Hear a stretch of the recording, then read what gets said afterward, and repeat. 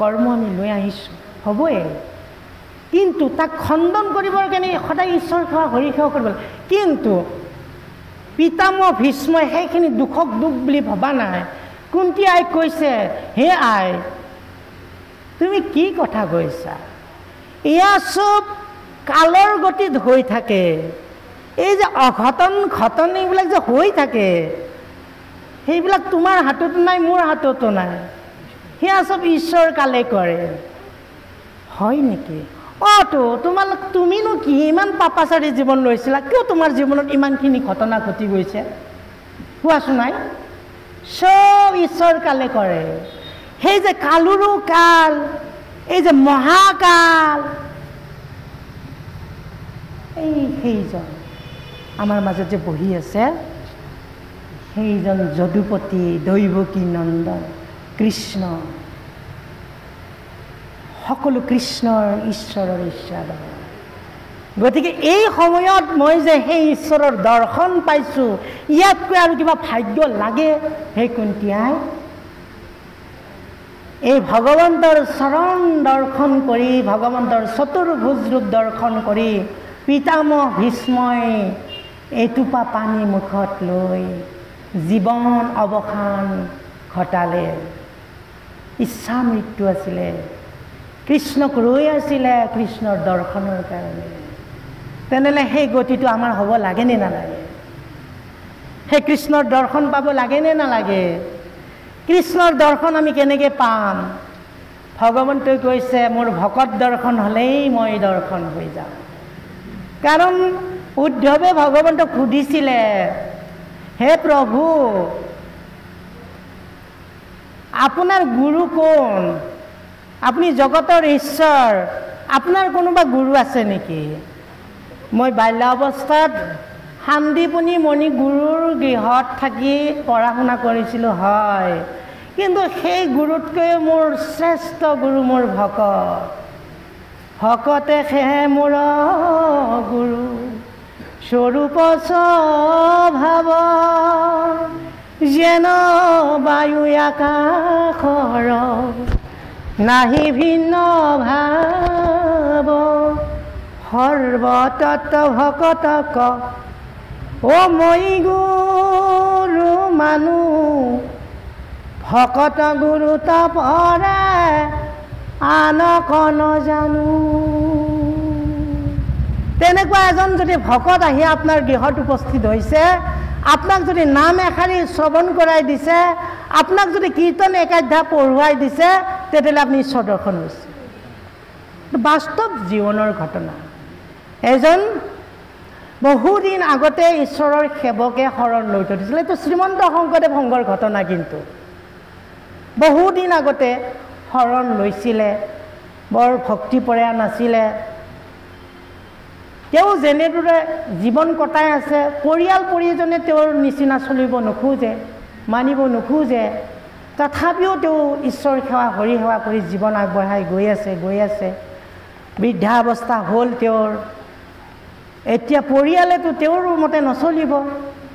পৰিয়ালে সেই মানে শয্যাশায়ী লোকজনৰ ওচৰত তেওঁ কেনেকৈ মানে শান্তিত থাকিব পাৰে, সুখত থাকিব, তাকে চিন্তা কৰে। কিন্তু চিন্তা যে হৰিৰ নাম অকণমান শুনাব লাগে, ভাগৱত শুনাব লাগে, এই কথাটো তেওঁলোকৰ মনত খেলোৱা নাই, ভাৱনাও অহা নাই।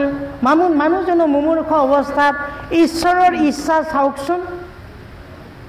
সেইখন ঘৰত এজন কাম কৰিবলৈ অহা মানুহ, সেই মানুহজনে তেওঁ আৰু গুৰুজনাৰ সেৱক মানে শৰণ লৈছে, সংগী হৈছে, শ্ৰীমন্ত শংকৰদেৱ সংঘৰ সংগী।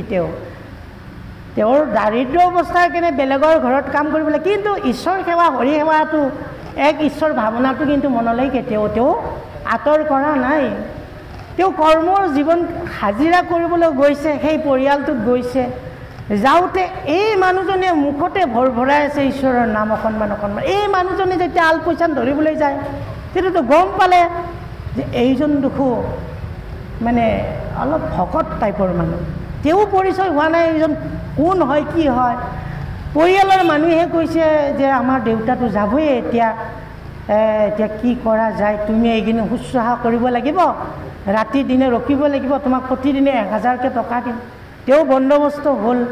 হোৱাৰ পিছত সেই মানুহজনে, কাম কৰা মানুহজনে এই ঘৰৰ মানুহ গৃহস্থক ক'লে, আপোনালোকে এটা কাম নকৰে কিয় হে? এই মানুহজনে অলপ মুখে মুখে কিবা ঈশ্বৰৰ নাম গাই থাকে, অলপ শাস্ত্ৰ পঢ়োৱাৰ ব্যৱস্থা নকৰে কিয় হে? তেতিয়া সেই পৰিয়ালটোৱে ক'লে বোলে আমি শাস্ত্ৰ ক'ৰ পৰা আনো, কোনে পঢ়াব, কি কৰিব? তেতিয়া মানুহজনে ক'লে ময়েই পঢ়ি শুনাম যদি আপোনালোকে কয়। বোলে ঠিকে আছে, পঢ়ি শুনোৱা, তুমি যদি ভাল কথা এইটো তুমি ভাবিছা, আমিতো এইবিলাক কথা বুজি নাপাওঁ। আৰু সেই মানুহজনে ওচৰৰ নামঘৰলৈকে গৈ, তাৰ গাঁওখনৰ চুবুৰীৰ নামঘৰ এটালৈকে গৈ কীৰ্তন ঘোষা এখন আনিছে সংগ্ৰহ কৰি। আনি তাতে সেই মানুহজনক, বৃদ্ধ মানুহজনক, ৭৫ বছৰীয়া মানুহজনৰ ওচৰত কীৰ্তন পাঠ কৰিছে। কীৰ্তন পাঠ কৰি থাকোঁতে এনেকৈ সেৱাও কৰিছে। এই যে ভীষ্মই যেনেকৈ সেৱাটো কৰিছে মনেৰে, সেই শ্ৰদ্ধা ভাৱনাৰে হাতখন এনেকৈ নাহে যদিও সেৱাটো কৰিছে। কৰাৰ পিছত মানুহজনে উশাহটো চুটি হ'বৰ কাৰণে, উশাহটো চুটি হ'বলৈ লৈছে। লগে লগে এই যিজনে শাস্ত্ৰ শুনাই আছিলে, আমি এতিয়া ভকত বুলি কৈছে, এই ভকতজনে তেওঁক এনেকৈ সাৱটি ল'লে। আৰু সাৱটি লোৱাৰ পিছত তেওঁ ক'লে ঈশ্বৰৰ নাম লওক, ঈশ্বৰৰ নাম লওক, অকণমান আপুনি নাম লওকচোন। উশাহ ঘৰ হৈ আহিছে। তেওঁ ৰাম ৰাম ৰাম 3বাৰ কৈ গুচি গ'ল। এই যে গুচি গ'ল, ভগৱন্তক পালে যে বৈকুণ্ঠ ধাম, ঈশ্বৰৰ নাম অন্তকালে হৰিস্মৰে যিটো ভাগ্যৱন্ত, তাহাৰো মহিমা কহি কোনে পায়। এইখন সমাজতে আছে এই ঘটনা। আমি বহু ভাগৱত পুৰাণ ৰামায়ণৰ কাহিনীৰ কথাই নহয়, আমাৰ মাজতো আছে। সেইজন মানুহজনে তৰি গ'ল কেনেকৈ, ভগৱন্তই ভকত কেনেকৈ লগাই দিলে, এবাৰ ভাবকচোন। সেই জীৱনটো আমি যাপন কৰাৰ কাৰণে চেষ্টা কৰিব লাগিব, যত্ন কৰিব লাগিব। তেতিয়াহ'লে আমাৰো এই গতিটো ভীষ্ম গতিৰ লেখীয়া হ'লেও এদিন আমাৰ হ'ব। এই কথাখিনিকে বাপু কলাইসকল ভীষ্মগতি শব্দটোৰ অন্তৰ্নিহিত তত্ত্ব কথাখিনি আমি আমাৰ মতি অনুসাৰে আপোনালোকৰ আগত আগবঢ়োৱা হৈছে।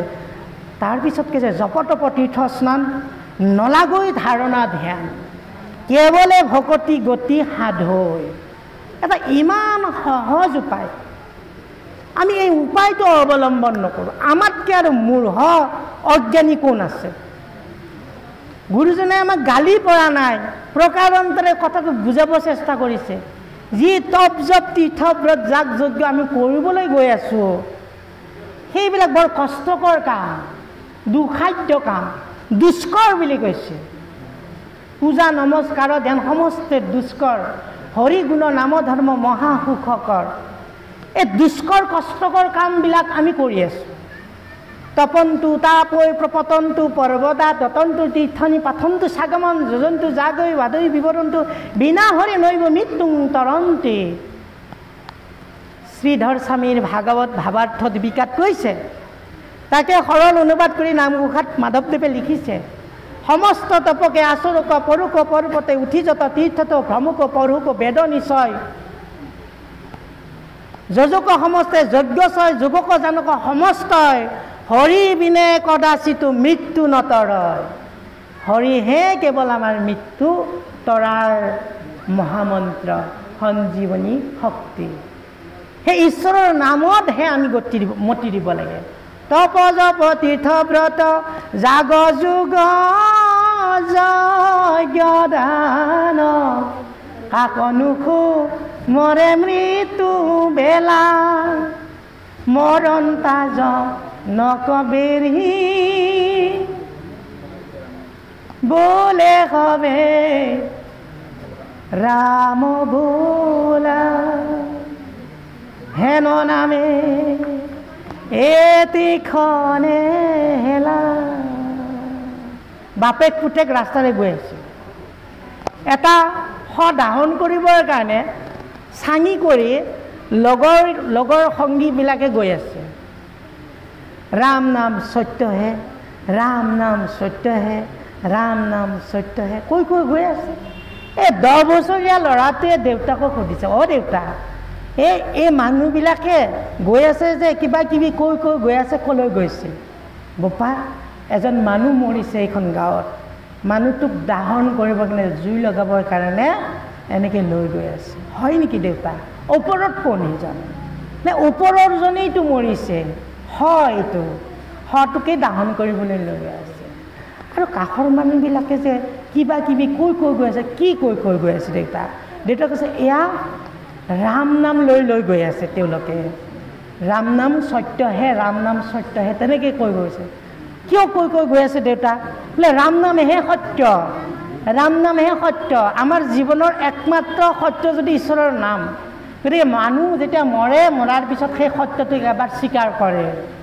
অ' দেউতা, এই ওপৰৰজনে দেখোন একো নোকোৱাকৈ গৈ আছে, শুই গৈ আছে।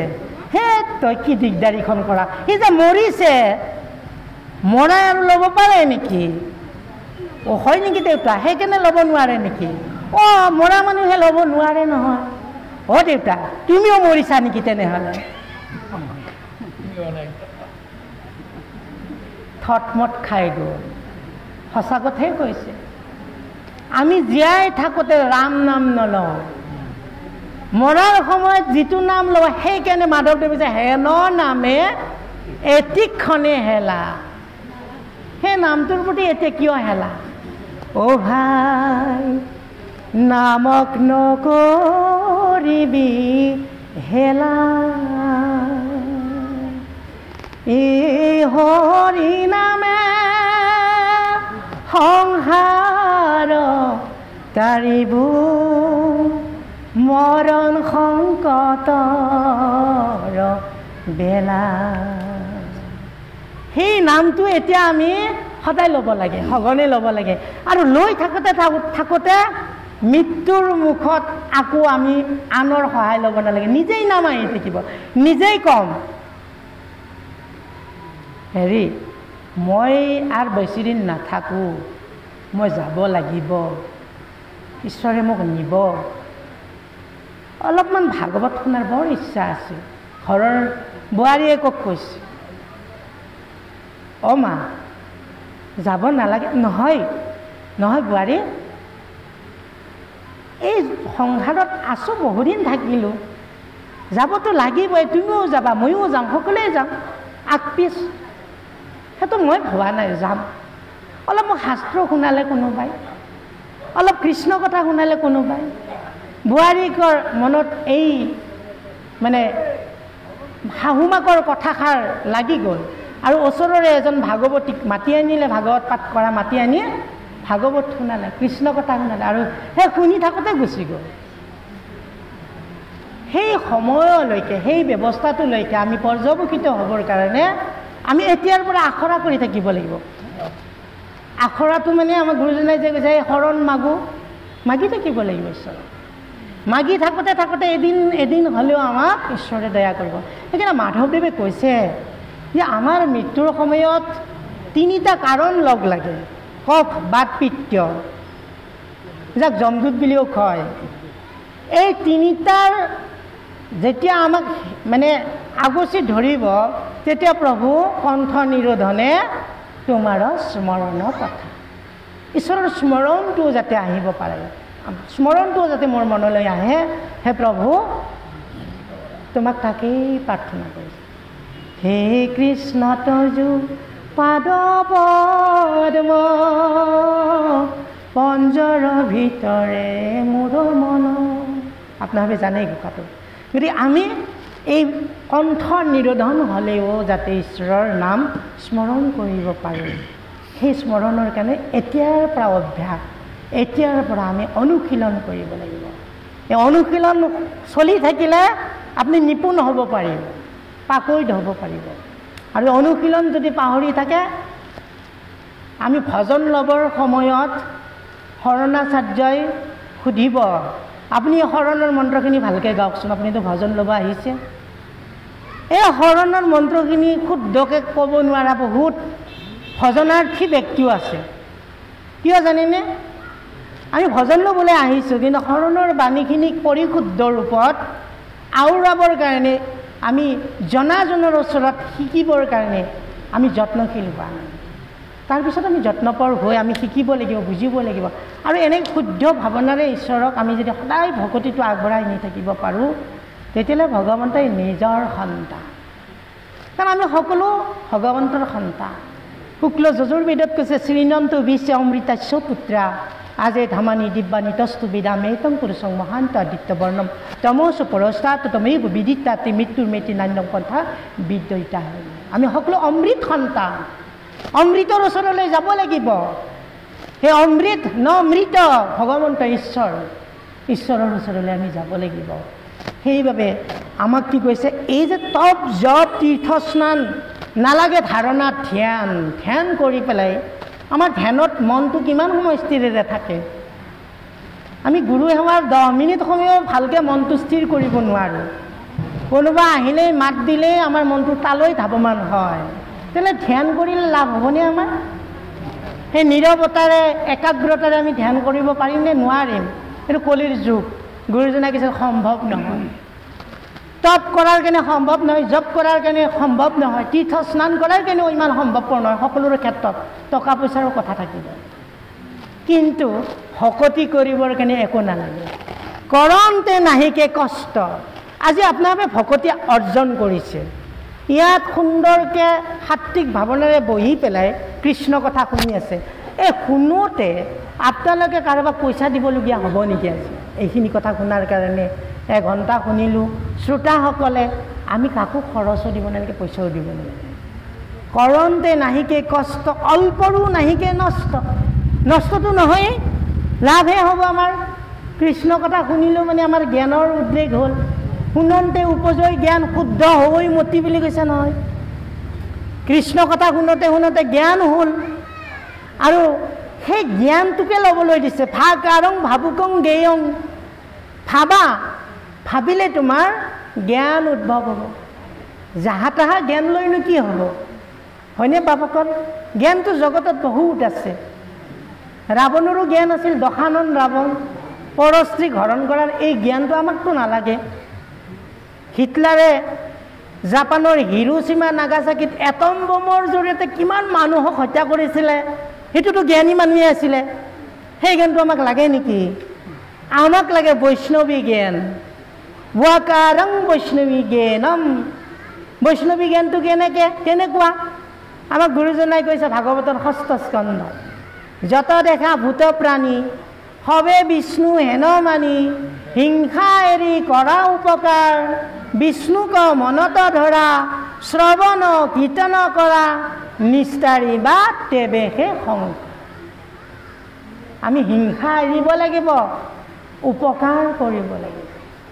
এতিয়া আমাৰ হিংসাবিলাক কেনেকুৱা হৈছে? হব কহু মাৰি পুৰত অহি উদৰ, নাহি কৰতো ভূত দায়া।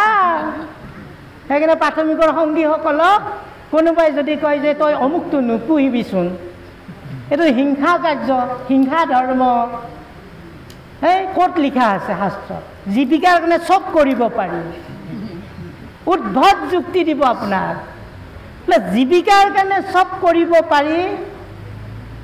প্ৰধান জীৱিকাৰ পথ দুখো জগতৰ ঈশ্বৰ কৃষ্ণই দেখুৱাই থৈ গৈছে। গো পালন কৰি, এইটো গবাং মাৰ্গ বুলি কয়। গো পথে বিচৰণ কৰিছিল ভগৱন্ত কৃষ্ণই, গকুলত গৰু চাৰিছিল। সেই গকুলত পানীৰ অভাৱ হোৱাৰ কাৰণে নন্দৰজাই ইন্দ্ৰক পূজা দিয়ে। এনেকৈ ইন্দ্ৰক পূজাও বন্ধ কৰি দিলে কৃষ্ণই। গোবৰ্ধনক পূজা দিয়া, ইন্দ্ৰক পূজা দিলে কি হ'ব? আপোনালোকে জানে এই কথা। তেনেহ'লে সেই পথটো আমাক দেখুৱাই গৈছে, গো পালন কৰা। সেইকাৰণে শ্ৰীমন্ত শংকৰদেৱৰ বিবাহ পদ্ধতিত এই কথাখিনি আছে যে সপ্তপদী গমনত গৰু ম'হ আদি বৃদ্ধিৰ কাৰণে তোমাক মই এইটো খোজ আগবঢ়াই দিম। গৰু ম'হৰ বাবে আৰু বাদে আৰু কিবা বেলেগ বেলেগ জীৱৰ কথা কৈছে নেকি? যদি কোৱা নাই আমি কিয় পোহো সেইবিলাক? জানে আপোনালোকে এই শব্দবিলাক ইয়াত উচ্চাৰণ হ'লে আজিকালি চাৰিওফালে বিয়পি যায় নহয়। আপোনালোকে জানেই যে অমুকে অমুক কথা কৈ গৈছে, কিয় ক'ব? দিয়ক আপুনি আকৌ তাকো প্ৰত্যুত্তৰ। গতিকে আপোনালোকে বুজি পায় সকলো কথা। যোনে কৰি আছে সিও বুজে, কিন্তু ভাও ধৰে। উপায় নাই, আপুনি ভাও ধৰিলে ভাও ধৰা মানুহক জগাব নোৱাৰে। এতিয়া চাওক, আমাৰ এই হিংসা ধৰ্মটো এৰিবৰ কাৰণে হিংসা এৰি কৰা উপকাৰ। এতিয়া তাৰ মাজত কথা আহিব যে চাৰিমুঠি জীৱ ঈশ্বৰে সৃষ্টি কৰিছে, উৰণ বুৰণ গজন ভ্ৰমণ। এতিয়া আমি যিবিলাক খাদ্য হিচাপে আহাৰ হিচাপে গ্ৰহণ কৰোঁ সেইটোতো জীৱ, সেইটো জীৱ হত্যা কৰিলে পাপ নহয় নেকি? এনেকুৱা এটা উদ্ভট যুক্তি দিব, কিন্তু তাকো শাস্ত্ৰই কৈ থৈ দিছে। ভগৱন্তই বিধে বিধে খাদ্য প্ৰণালী সুন্দৰকৈ দি থৈ দিছে।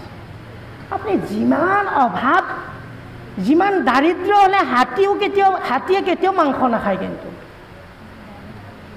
ভ্ৰমণ জীৱে গজন খায়, বুৰণ জীৱে উৰণ খায়। আমি ভ্ৰমণ জীৱ হয়নে নহয়? আমাৰ গজন মাটিৰ পৰা উৎপত্তি হোৱা খাদ্য, ধান মাহ আদি কৰি এইবিলাক আমি খাব লাগে।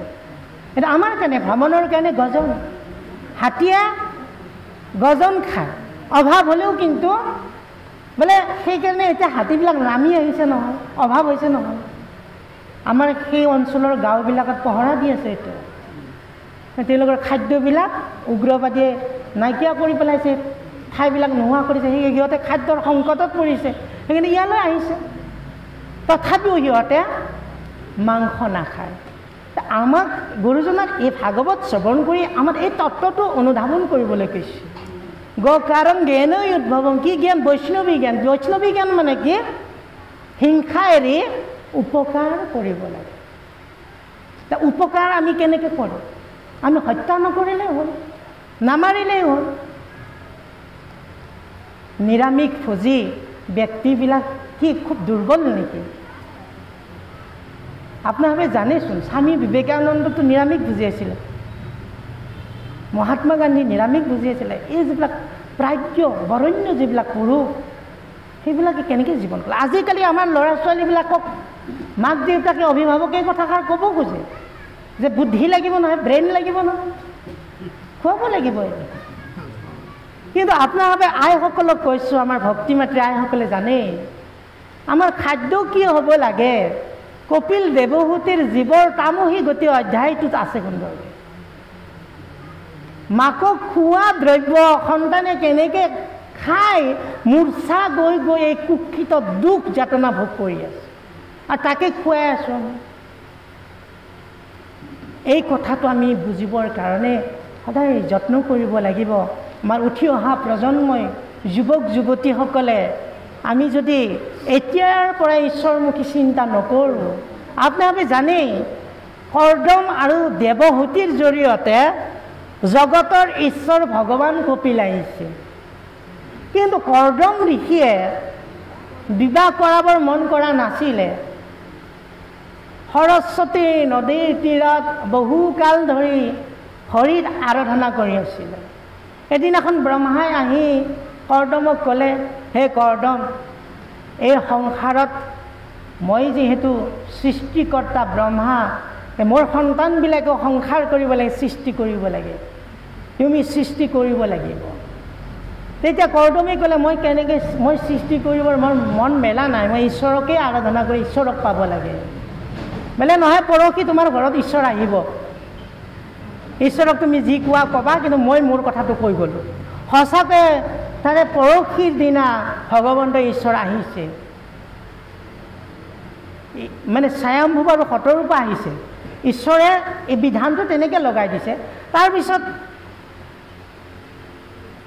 এই কৰ্দম ঋষিয়ে ভগৱন্তক কি প্ৰাৰ্থনা কৰিছে জানেনে? যে মোক যদি মই সংসাৰ কৰিব লাগে, মোক এগৰাকী অনুৰূপ ভাৰ্যা লাগে। তাৰমানে মই বৰ সাত্বিক শুদ্ধ সত্য জীৱন কটাই আছোঁ। তাৰমানে 10,000 বছৰ ঈশ্বৰ আৰাধনাতে কটালে তেওঁ। ঈশ্বৰ আৰাধনা কৰি পেলাই 10,000 বছৰ কটোৱাৰ পিছত তেওঁ এতিয়া সংসাৰ কৰিব খুজিছে, আৰু এই সংসাৰখন যেতিয়া কৰিব তেওঁৰ অনুৰূপ ভাৰ্যা লাগে। তেওঁ যেনেকৈ হৰিপৰায়ণ ঈশ্বৰপৰায়ণ, তেনেকুৱা তেওঁকো সেই ঈশ্বৰপৰায়ণ শক্তিমতী এগৰাকী নাৰী লাগে, ছোৱালী লাগে। আৰু ভগৱন্তই তাকেই ক'লে, ঠিক আছে তুমি পাবা। আৰু সেইমতে দেৱহূতি আহি পালে, দেৱহূতিক ল'লে।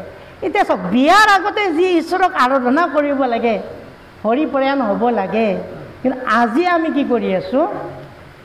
বহু সমাজত দেখা যায় সেই বিয়া বাৰু কৰাৰ পিছত শৰণ ল'বলৈ মন নেমেলে। শাহু বোৱাৰী ক'লেও না আমি আলহী খাব আছে, অমুকত যাব আছে, তমুকত যাব আছে, এনেকৈ বছৰ দিন পাৰ কৰি 2 বছৰ 3 বছৰ গ'ল, লাহে লাহে জীৱনটো বেলেগ হৈ গ'ল। আৰু তাৰ পৰা হোৱা সতি সন্ততিবিলাকে কেনেকৈ দেশ ৰক্ষা কৰিব? সেইকাৰণে সেই সতি সন্ততিৰ ফচলে হৈছে বৃদ্ধাশ্ৰম।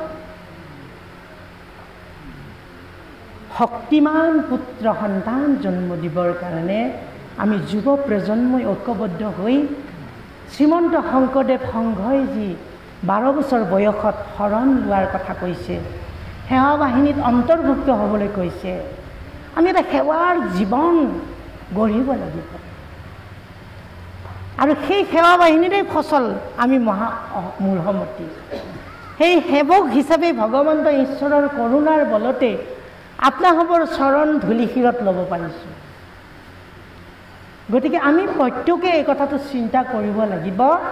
সেইকাৰণে এই যে ৱাকাৰং বৈষ্ণৱী জ্ঞানম, বিষ্ণু জ্ঞান বৈষ্ণৱী জ্ঞান, হিংসা আমি বৰ্জন কৰি, কাকো অন্যায় নকৰি, সকলোকে মাৰি মোৰ পেটটো পূৰণ কৰা। কিন্তু মাধৱ গুৰুজনাই কৈছে না বৰগীতত, নাহি কৰতো ভূত দয়া, মই কাকো ভূত দয়া নকৰোঁ, জীৱ দয়া নকৰোঁ, মই মহাপামৰ, মোৰ পাপ ইমান ঘাটুকো পাপ নাচোৰা, নাৰায়ণ কাহে ভকতি কৰোঁ তেৰা। কেনেকৈ মই ভকতি কৰিম তোমাক? মোৰ পাপী মনে অনবৰত পাপ কামেই কৰি থাকেচোন। এই পাপী মনক আমি ঈশ্বৰৰ চৰণত লগাই দিবৰ কাৰণে আমি নিজে চেষ্টা কৰিব লাগিব। আৰু তেতিয়া আমি কি হ'ব? তকাৰম তত্ত্ব দৰ্শন, তেতিয়া আমি তত্ত্বটো দৰ্শন পাম, ঈশ্বৰ তত্ত্বটো আমি উপলব্ধি কৰিব পাৰিম। কাৰণ এই জগতৰ ঈশ্বৰ ভগৱন্তই আমাক সকলোকে জীৱন দিছে। আমাৰ জীৱনৰ গৰাকী কোন আৰু আমাৰ জীৱন কি? আমি যদি আমাক নিজক সুধি চাওঁ জীৱন মানে কি, ইয়াৰ সংজ্ঞাটো কি হ'ব? ইয়াৰ উত্তৰটো কি হ'ব?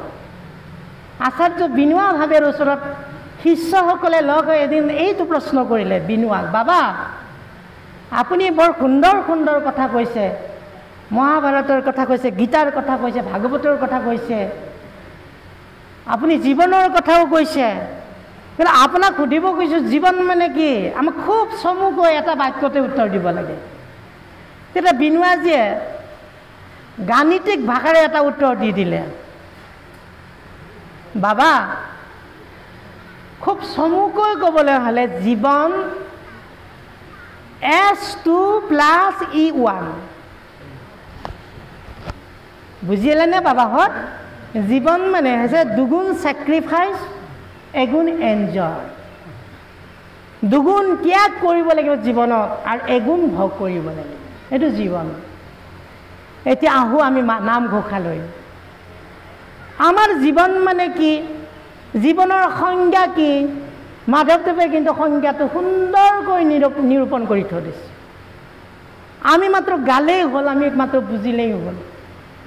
আপোনালোকে সকলোৱে জানে এই কথাটো। আমি সকলোৱে সমস্বৰে আমাৰ জীৱনৰ জয়গান গাওঁচোন, জীৱনৰ সংজ্ঞাটো শিকোচোন, জীৱন মানে কি বুজোচোন। আপোনাসকলেও আমাৰ লগত সহযোগ কৰিবচোন বাপসকলাইসকল। আমি জীৱনৰ সংজ্ঞাটো মাধৱদেৱে কেনেকৈ দিছে আমি তাকে অকণমান অনুধাৱন কৰোঁ, আমি নিজেও গাওঁ, আমি নিজকো সোধোঁ, নিজকো বুজাওঁ। জীৱন এয়াই, জীৱন এয়াই। হ'বনে বাপসকল? জয় যাদৱই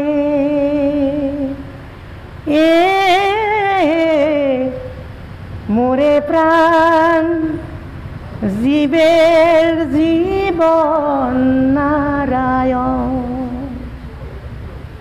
ভকতৰ ধন তজু অৰুণ চৰণ জয় যাদৱয়ে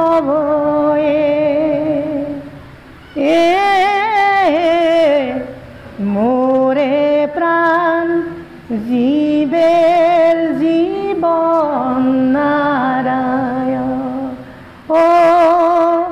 ভকতৰ ধন তজু অৰুণ চৰণ জয়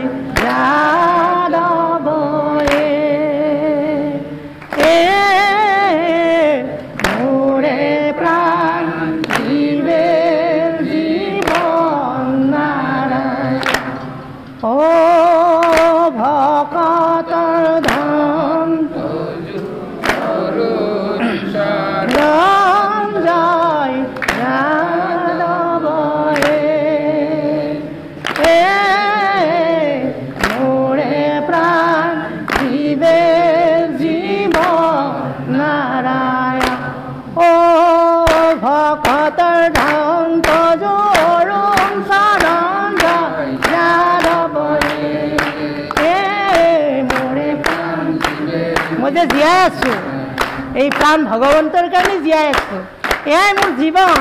ও ভকত ধন্ত অৰুণ চৰণ জয় যাদৱয়ে, মোৰে প্ৰাণ জীৱে জীৱন নাৰায়ণ। ও ভকত ধন্ত অৰুণ চৰণ জয় যাদৱয়ে, মোৰে প্ৰাণ জীৱে জীৱন নাৰায়ণ। জীৱন মানে কি? জীৱন মানে নাৰায়ণ। মোৰ যে জীৱনটো মই যে জীয়াই আছোঁ, কাৰ কাৰণে জীয়াই আছোঁ? সেই নাৰায়ণৰ কাৰণে জীয়াই আছোঁ। সমস্তৰে আত্মা হে নাৰায়ণ, আত্মা সুখে ৰতি সৰ্বক্ষণ, এহিহে তোহৰি সমস্ত প্ৰাণিত সম। আকৌ যিটো ভজে সুখে তৰে, ও নভজি সংসাৰ মজি মৰে, কৃষ্ণক বিষম বলয় কোনয় ধৰ্ম।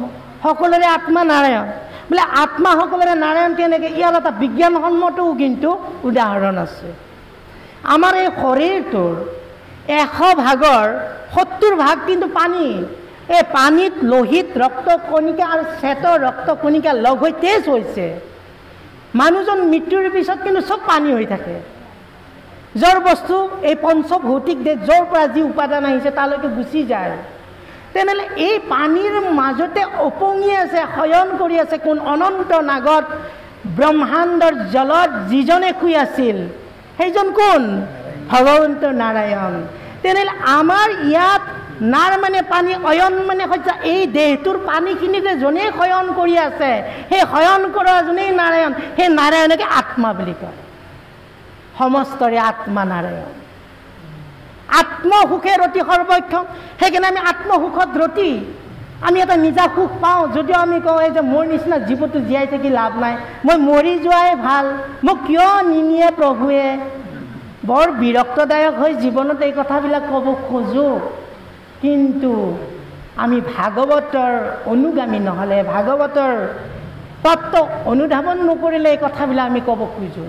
কিন্তু আমি তেনেকৈ ক'ব নালাগিব, কাৰণ কৃষ্ণক বিষম বলয় কোনো অধম। অধমেহে, অজ্ঞানীয়েহে, নজনাকেহে কৃষ্ণক বিষম দৃষ্টিৰে চাব, কাৰণ কৃষ্ণ সকলোতে সমভাৱে আছে।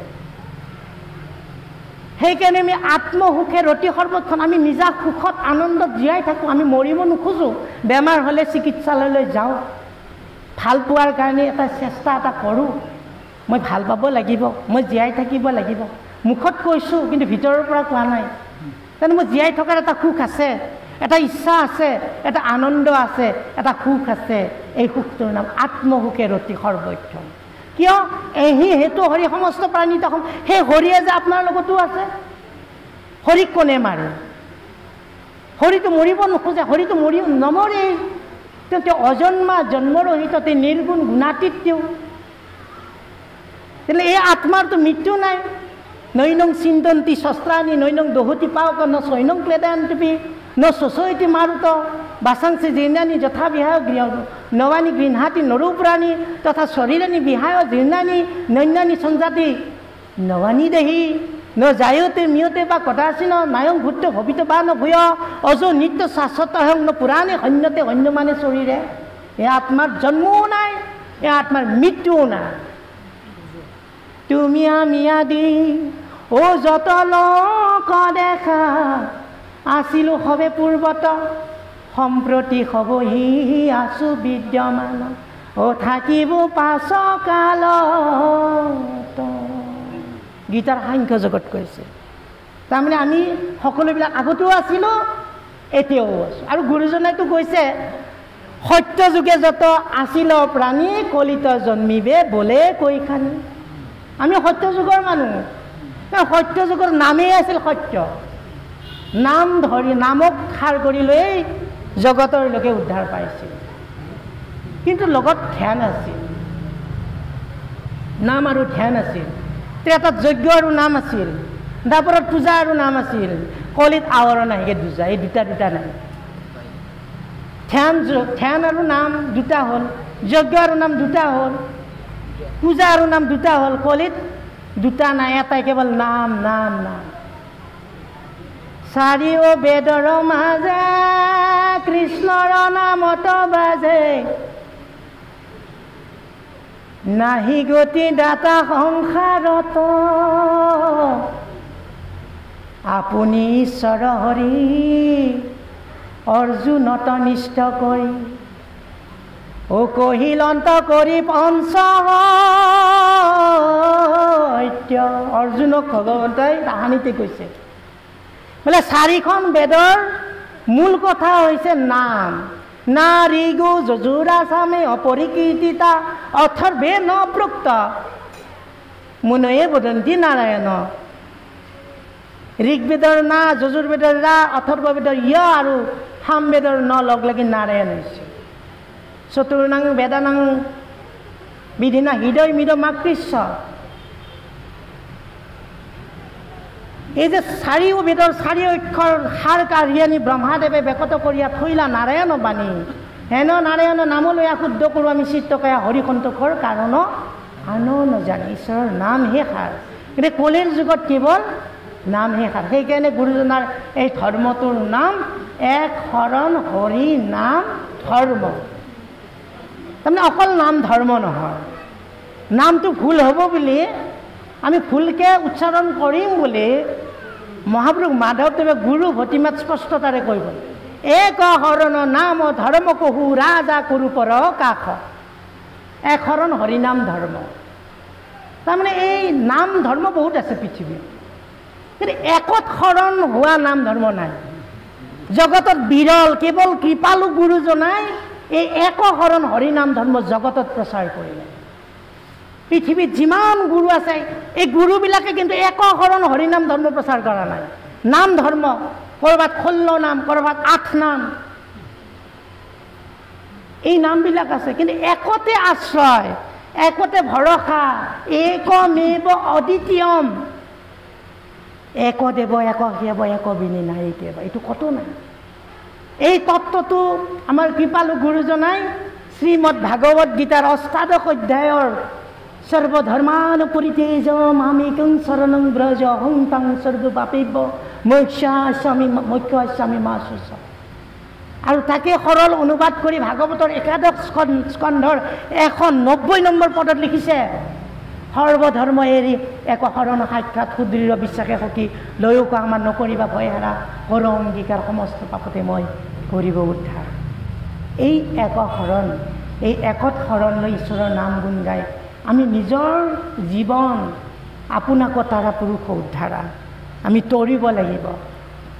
গতিকে আমাক গুৰুজনাৰ মহাবাণীত উপদেশত এই কথাটোকে কৈছে যে যি নাম আমি ল'ম তাত একো বিঘিনি নাই, নাহিয়ে মানে আকৌ একো বিঘিনি নবাতে। নামে বিঘিনি দূৰ কৰে। পূজা যজ্ঞ এইবিলাকত বিঘিনি শূন্য যদি নহয়, স্থান কাল পাত্ৰৰ যদি বিচাৰ নহয়, যজ্ঞ কৰিবলৈ যদি সেই যজ্ঞত মানে মাটি চহাই হাল বোৱাই, জনক ৰজাই যেতিয়া যজ্ঞ পাতিছিলে যজ্ঞৰ স্থলী চাফা কৰোঁতেইতো, হাল বাওঁতেইতো সীতাক শিৰলোত পাইছিলে। যজ্ঞ কৰিবৰ কাৰণে স্থান কাল পাত্ৰ সকলো লাগিব, ঠিক শুদ্ধ হ'ব লাগিব। আৰু যজ্ঞ কৰিব লাগিলে মন্ত্ৰ উচ্চাৰণো শুদ্ধ হ'ব লাগিব। মন্ত্ৰৰ যদি গণ্ডগোল লাগে, খেলি মেলি লাগে, তেতিয়া তাৰ বিপৰীত প্ৰতিক্ৰিয়া হ'ব। সেইকাৰণে বেদান্ত নিৰুক্ত গ্ৰন্থত, ভাস্কৰাচাৰ্যৰ বেদান্ত নিৰুক্ত গ্ৰন্থত কৈছে, মন্ত্ৰহীন স্বৰতো অন্যতো বা ন মিথ্যা প্ৰযুক্তং তমাৰ্থমা স্বভাগ বজ্ৰ যজমানং হিনন্তি যথেন্দ্ৰ শত্ৰু স্বৰতো পৰজ্ঞাত। এই মন্ত্ৰ উচ্চাৰণ কৰি যে স্বৰৰ গণ্ডগোল হৈ যায়, ইফাল সিফাল হৈ যায়, তেতিয়া তাৰ বিপৰীত ক্ৰিয়া হ'ব। সেইকাৰণে ভাগৱতৰ 6ষ্ঠ স্কন্ধত লিখিছে, স্বৰ বল মন্ত্ৰহীন হয় যদি অৰ্থ লয়ে প্ৰমাদত, ব্ৰাহ্মণৰ তেৱে বাক্য লৰহৱে যজমান হৱে হত, এতেকতে এইটো কাম্য কৰ্ম মন্দ। আপোনাক নষ্ট কৰে কৃষ্ণক ভজন, সকলে শোভন সকলো দুখ হয়। কৃষ্ণক ভজন কৰিবলৈ ল'লে, কৃষ্ণক ভক্তি কৰিবৰ কাৰণে